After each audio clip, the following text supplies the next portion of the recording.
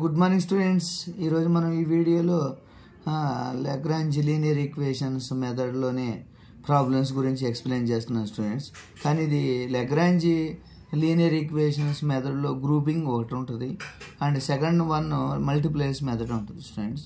Lagrange multipliers method and Lagrange linear equations and grouping multipliers method, ఇలాగా మనం ఈ ప్రాబ్లమ్ని చూసుకోవాలి స్టూడెంట్స్. ఇందులో చెక్ చేసుకొని ఏ మెథడ్ అప్లై చేస్తే ఆ మెథడ్ ద్వారా ఆ మెథడ్ని అప్లై చేసి జనరల్ సొల్యూషన్ ఫైండ్ అవుట్ చేయాలి. కాబట్టి ఓకే స్టూడెంట్స్, మనం ఫస్ట్ ఈ ప్రాబ్లంలో what is P what is Q అనే వాల్యూ తెలుసుకొని ఆ వాల్యూ చేయొచ్చు స్టూడెంట్స్ మనము. కాబట్టి వాట్ ఈస్ క్యాపిటల్ పి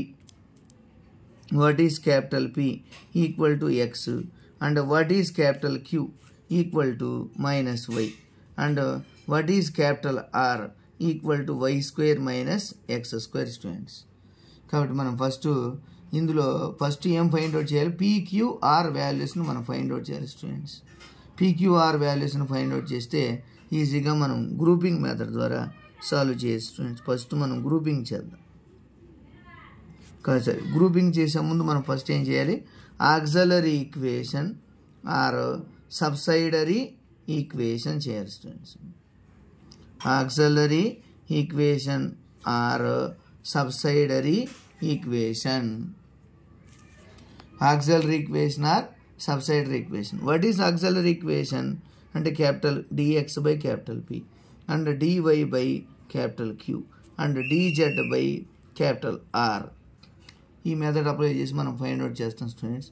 కాబట్టి ఫస్ట్ మనం ఏం చేయాలి?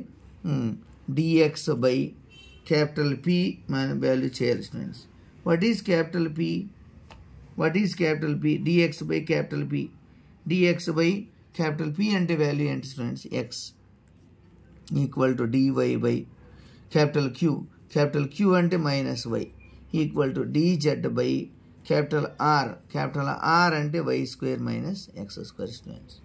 కాబట్టి dx by capital P and dy by small y equal to dz by y square minus X square students.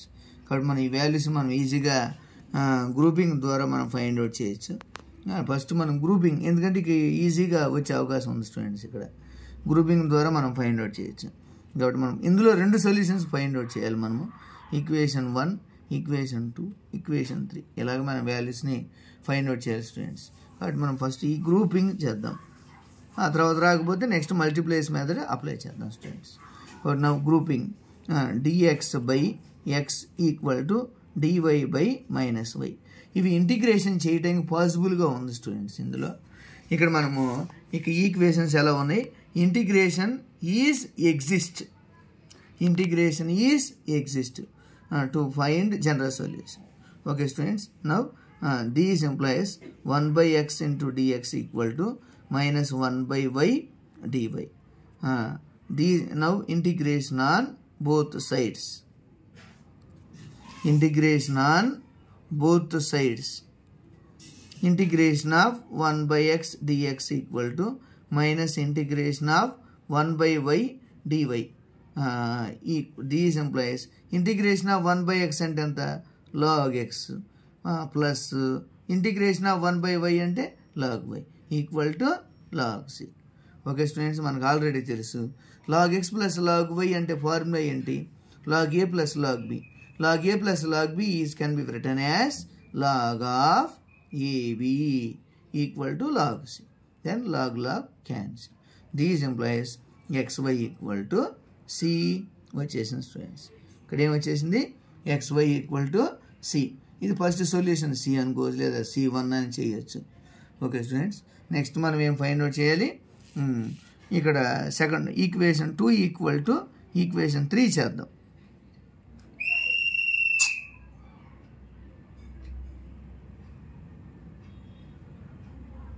Equation 2 అంటే ఏంటి? dy by minus 2.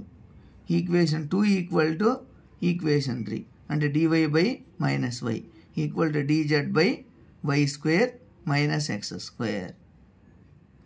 Okay students, dy by minus y equal to dz by y square minus x square.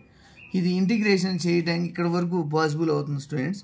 Next possible అవుతుంది ఎందుకంటే y ఇక్కడ వేరుగా ఉన్నాయి కాబట్టి మనం మళ్ళీ ఇంకొకసారి వీటిని సాల్వ్ చేయాలంటే లాగ్రాంజ్ మల్టిప్లైయర్స్ మెథడ్ ద్వారా అప్లై చేసి సాల్వ్ చేయాలి students. Lagrange multipliers method apply Lagrange multipliers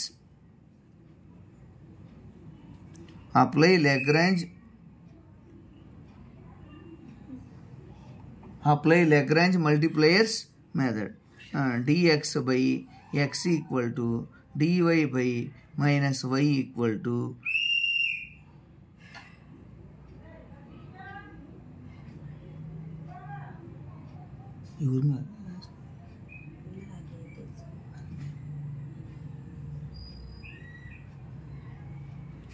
dz by y square minus x square. కాబట్టి దీన్ని మనం మల్టిప్లికేషన్ చేస్తే ఈజీగా సాల్వ్ చేస్తున్నాం. అంటే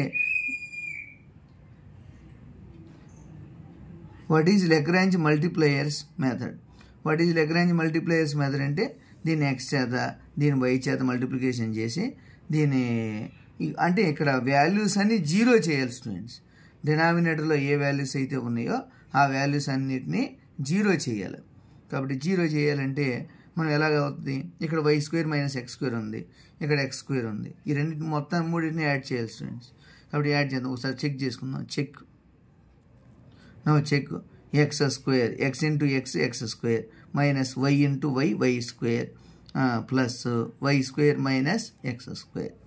okay students, plus y square minus y square